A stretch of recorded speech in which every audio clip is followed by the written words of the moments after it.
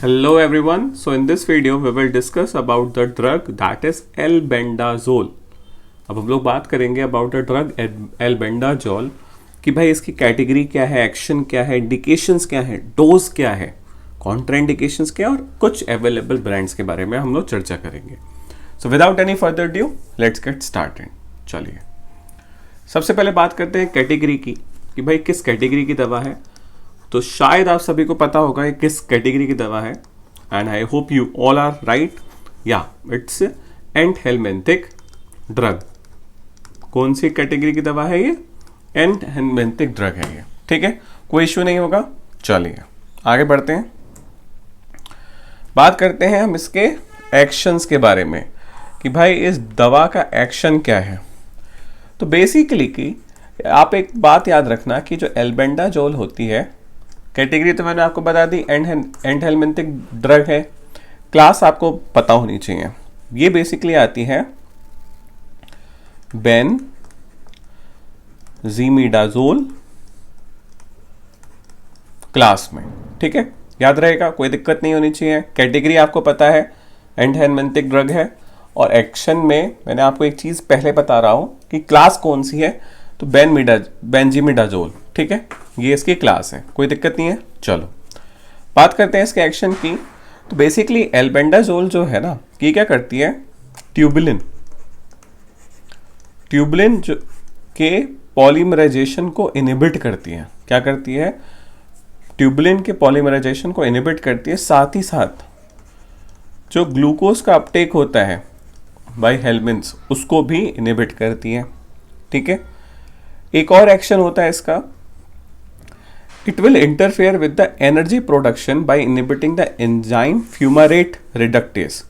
Basically ये जो एक एंजाइम है फ्यूमारेट रिडक्टेस, ठीक है, फ्यूमारेट रिडक्टेस के एंजाइम एक्टिविटी को इनहिबिट करती है. कौन? एल्बेंडाजोल, जिसकी वजह से एनर्जी का प्रोडक्शन नहीं हो पाता. ठीक है, सिंपल है. फ्यूमारेट रिडक्टेस एक एंजाइम है, इसकी एक्टिविटी को इनहिबिट किसने करा? एल्बेंडाजोल ने. जब एल्बेंडाजोल ने इसकी एक्टिविटी को इनहिबिट करा तब क्या होगा? एनर्जी का प्रोडक्शन नहीं हो पाएगा. ठीक है, और कहीं ना कहीं है जो हेल्मिन्स है वो सर्वाइव नहीं कर पाएंगे. अब ये जो ड्रग है कौन सी? एल्बेंडाजोल, ये vermicidal as well as larvicidal drug की तरह काम करती है. ठीक है, कोई इशू नहीं है. चलो पढ़ते हैं हम आगे. बात करेंगे इंडिकेशंस, कहाँ कहाँ यूज कर सकते हैं इस दवा को. तो सिंपल याद रखना, नेमाटोडल, सिस्टोडल और ट्रेमाटोडल. इन्फेस्टेशन है अडल्ट चाहे यंग, दोनों पे बहुत अच्छा काम करती है. मतलब क्या कहने का है मेरा, अगर आपने सस्पेक्ट करा है कि भाई कहीं ना कहीं पर्टिकुलर एनिमल में नीमाटोडल या सिस्टोडल या ट्रेमाटोडल इन्फेस्टेशन हो सकता है, तो आपको क्या देना है? एल्बेंडाजोल. और एक बहुत खास बात है इस दवा की कि अडल्ट लार्वल स्टेज हो चाहे यंग लार्वल स्टेज हो, दोनों पे बहुत अच्छा काम करती है. ठीक है, चलिए बढ़ते हैं आगे. तो सबसे पहले बात करेंगे जनरल डोज की. डोज तो आपको पता ही है, बहुत इंपॉर्टेंट चीज़ होती है. कैटल में इंपॉर्टेंस पता है ना डोज की. ओवर डोजिंग हो जाएगी तो भी दिक्कत, अंडर डोजिंग हो जाएगी तो भी दिक्कत. ठीक है ना, कोई इशू नहीं है. चलो तो बात करते हैं जनरल में सबसे पहले कैटल की. सो कैटल में जो इसकी डोज होती है, it is near about 10 milligram पर केजी बॉडी वेट. ठीक है,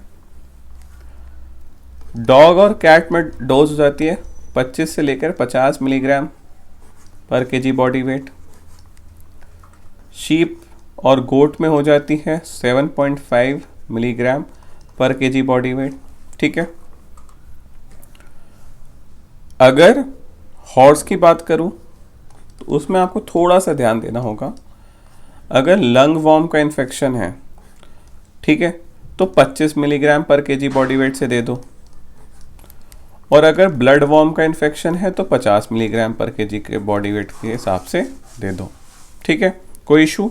क्या बताया मैंने आपको इसमें कि जनरल डोजिंग की अगर मैं बात करूं इस दवा के जनरल डोज की, तो सिंपल कैटल है तो 10 मिलीग्राम पर KG body weight, dog cat है तो 25 से 50, शीप गोट है तो 7.5 मतलब 7.5, हॉर्स है तो लंग वर्म का इन्फेक्शन सस्पेक्ट कर रहे हो तो 25 के हिसाब से दे दो, और ब्लड वर्म का कर रहे हो तो 50 के हिसाब से दे दो। याद रहेगा? चलो आगे बढ़ते हैं। एक इंपॉर्टेंट सा नोट है, याद रखना कि अगर फ्लूक सस्पेक्ट करा है आपने, चाहे कैटल हो, चाहे गोट हो, चाहे शीप हो, चाहे पिग हो, चाहे हॉर्स हो, तो जो डोज हो जाएगी 15 से 20 मिलीग्राम पर केजी बॉडी वेट। याद रहेगा? ठीक है, चलो बात करते हैं कॉन्ट्रा इंडिकेशंस, मतलब कि इस दवा को कहाँ अवॉइड करना है। सो एल्बेंडाजोल, एल्बेंडाजोल ऐसे भी याद रखोगे ना तोड़ के, तो भी दवा के नाम याद रहेंगे, ड्रग्स के नाम याद हो जाएंगे आप लोग को। बहुत लोग ऐसे होते हैं जिनको प्रोनाउंसिएशन में इश्यूज होते हैं, तो ऐसे तोड़ के याद कर लो, एल्बेंडाजोल। ठीक है, कोई इशू नहीं है। तो हम लोग बात कर रहे थे अबाउट द कॉन्ट्रा इंडिकेशंस। तो देखो भाई, सिंपल है, आपको प्रेगनेंसी में नहीं देनी है। ठीक है, सिंपल स्ट्रेट फॉरवर्ड, नहीं देनी है प्रेगनेंसी में। अगर प्रेग्नेंट एनिमल है एल्बेंडाजोल नहीं दोगे। क्लियर है? चलो बढ़ते हैं आगे। अबाउट द अवेलेबल ब्रांड्स, कि भाई कौन कौन सी ब्रांड अवेलेबल है, किस किस नाम से मिलती है। तो चलते हैं पहली स्लाइड के पास। एल्बोमार, इस नाम से दवा कौन बेच रहा है? विरबैक बेच रहा है। अंदर क्या है? एल्बेंडाजोल का ओरल सस्पेंशन है, मतलब इसको पिलाओगे, इंजेक्शन में भर के मत लगा देना। ठीक है, ओरल सस्पेंशन मतलब क्या हुआ? ओरली देनी है। ठीक है, पैरेंटरल रूट से नहीं देनी है। ठीक है ना, कोई दिक्कत? तो एक तो ये हो गया एल्बोमार। आगे बढ़ते हैं और कुछ नए अवेलेबल ब्रांड्स के बारे में बात करते हैं। तो ये तो एल्बोमार का क्या था? Oral suspension. ठीक है, एक आता है एल्बोमार का, विरबैक ही बनाता है, एल्बोमार का पाउडर। ठीक है, 500 ग्राम में आपको मिल जाएगा। ठीक है, एक आता है सुप्राजोल, बोलस आती है सुप्राजोल। एक आता है एंडोबेन सस्पेंशन, 30 ml की प्रिपरेशन मिल जाएगी आपको मार्केट में। एक आता है एंडोबेन बोलस, 750 750 मिलीग्राम की प्रिपरेशन में और 3 ग्राम की प्रिपरेशन में मिल जाएगा। ठीक है, कोई दिक्कत? कुछ ये ब्रांड्स आपको बता दी मैंने, शायद आपके यहाँ नहीं मिलती होंगी, आपके रीजन में नहीं मिलती होंगी, मे भी मिलती भी हो, या इनके अलावा कुछ और मिलता हो, तो आप उनको ध्यान में रख सकते हैं। ऐसा कुछ भी नहीं है हार्ड एंड फास्ट, यही ध्यान में रखना है। बट मोटा मोटा क्या ध्यान में रखने वाली बात है, देखो डिटेल्स में अगर बात करूं तो बहुत डिटेलिंग में हम पढ़ सकते हैं इस टॉपिक को, काफ़ी अच्छा टॉपिक है। बहुत सारी ड्रग्स हैं, काफ़ी ज़्यादा क्लासेस हैं, सबके अलग अलग एक्शंस हैं, इंडिकेशंस हैं, कॉन्ट्रा इंडिकेशंस हैं। ठीक है, बट क्या है ना, हमें क्या करना है, प्रिसाइज पढ़ना है। क्योंकि प्रिसाइज हम जब पढ़ेंगे ना, क्योंकि सिलेबस तो इतना ज़्यादा है, याद करने आज बैठोगे तो सुबह बैठोगे शाम हो जाएगी, तब भी ज़्यादा याद नहीं होगा। मे बी कुछ को याद हो जाए, but I am talking in general. ठीक है, तो हमें दवा के precise action, Contra indications, dose और साथ ही साथ इंडिकेशंस के बारे में तो पता ही होना चाहिए। ट्रेड नेम्स तो आप दवा के जो भी हैं धीरे धीरे समय के साथ साथ याद कर लोगे, उसमें चिंता मत करना, ट्रेड नेम्स आपको याद हो जाएंगे क्योंकि बदलते रहते हैं। आज कुछ और है उस दवा का नाम, कल कुछ और है उस दवा का नाम, बट भाई जो सॉल्ट है ना वो सेम ही रहेगा। अगर एल्बोमार विरबैक बना रही है, उसके अंदर एल्बेंडाजोल दे रही है, अब ये मैं बोलमार बना लूँ और उसके अंदर एल्बेंडाजोल डाल दूँ, काम तो सेम ही करेगी ना, कोई दिक्कत नहीं है। ठीक है, तो नटशेल में देख लेते हैं एक बार। कैटेगरी क्या थी? एंटीहेल्मिंथिक ड्रग है, क्लियर था। एक्शन में मैंने आपको एक इंपॉर्टेंट चीज़ बताई थी, क्लास कौन सी है? बेंजीमिडाजोल। ठीक है, वर्मिसाइडल और लार्विसाइडल इफेक्ट है इसका। क्या करती है? ट्यूबुलिन के पॉलीमराइजेशन को कम करती है और ग्लूकेज के अपटेक को, साथ ही साथ फ्यूमारेट रिडक्टेस जो एंजाइम है ये, इसकी एक्टिविटी को इनहिबिट करती है, जिसकी वजह से क्या होता है, एनर्जी का प्रोडक्शन नहीं हो पाता हेलमेंट्स में। ठीक है, नेक्स्ट हमने बात करी थी इंडिकेशन बाय नेमाटोडल, सिस्टोडल और ट्रेमाटोडल इन्फेक्शन सस्पेक्ट करते हो तो दे दो, ठीक है। इस दवा को आप दे सकते हो। अडल्ट और यंग दोनों लार्वल स्टेजेस पे काम करती है। डोज की मैंने आपको बता दिया, कैटल में 10 मिलीग्राम पर केजी बॉडी वेट से, डॉग कैट में 25 मिलीग्राम पर केजी बॉडी वेट से, बर्ड्स में 10 से 50, शीप गोट में 7.5 7.5, हॉर्स में मैंने आपको बताया था कि अगर लंग वॉर्म का इन्फेक्शन है तो 25 मिलीग्राम पर केजी बॉडी वेट से दोगे। 50 कब दोगे? जब आपको ब्लड वॉर्म का इन्फेक्शन सस्पेक्ट होगा। और एक बात इंपॉर्टेंट याद रखना कि जब फ्लूक्स में दोगे, फ्लूक के केस में दोगे दवा, चाहे कैटल, शीप, गोट, पिग, हॉर्स कोई भी हो, तो डोज क्या होगी? 15 से 20 मिलीग्राम पर केजी बॉडी वेट, ठीक है। कोई दिक्कत नहीं है। चलो, कॉन्ट्रा इंडिकेशन बता दिया, सिंपल है, प्रेग्नेंट एनिमल में नहीं देनी है, याद रखना, दे मत देना गलती से, ठीक है। कभी भी प्रेग्नेंट एनिमल में एल्बेंडाजोल नहीं देते हैं, याद रखो, याद कर लो इस बात को हमेशा, ठीक है।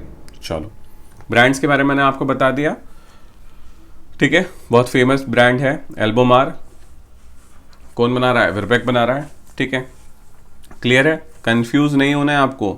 एल्बेंडाजोल तो सॉल्ट है, ठीक है ना, नाम दवा का क्या है? एल्बोमार के नाम से मिलेगी मार्केट में। अब मार्केट में आप जाके बोल दो कि भाई एल्बेंडाजोल दे दो, तो अगर नॉर्मल फार्मासिस्ट होगा, उसको ज़्यादा एक्सपीरियंस नहीं होगा, तो बता नहीं पाएगा कि भैया कौन सी दवा मांग रहे हो। मान लो आप किसी किसान को दवा लिख रहे हो और आपने RX में लिख दिया एल्बेंडाजोल, ठीक है, और वो जा रहा है दुकान पे लेने, किसी भी केमिस्ट शॉप पे लेने, फार्मासिस्ट के पास, तो शायद ऐसा भी हो सकता है उसको नहीं मिले, ठीक है। तो कोशिश करनी है आपको कि ट्रेड नेम पता हो कुछ हाल फिलहाल की दवाओं के, जो आप क्लिनिक्स में, फार्म में लगा रहे हो, उनके ट्रेड नेम पता होने चाहिए आपको, क्योंकि धीरे धीरे ट्रेड नेम याद होंगे, बट याद तो करने पड़ेंगे, ठीक है, ध्यान में रखने पड़ेंगे। बट जो सॉल्ट है वो हमेशा आपको क्लियर होना चाहिए कि भाई एल्बेंडाजोल सॉल्ट है, उसका ये काम है, ये इंडिकेशन है, ये कॉन्ट्रा इंडिकेशन है, कुछ फेमस ब्रांड्स के नाम याद रख लो, हो जाएगा, कोई दिक्कत नहीं है, कोई टेंशन लेने की बात नहीं है। So I hope this is clear now. Thank you very much.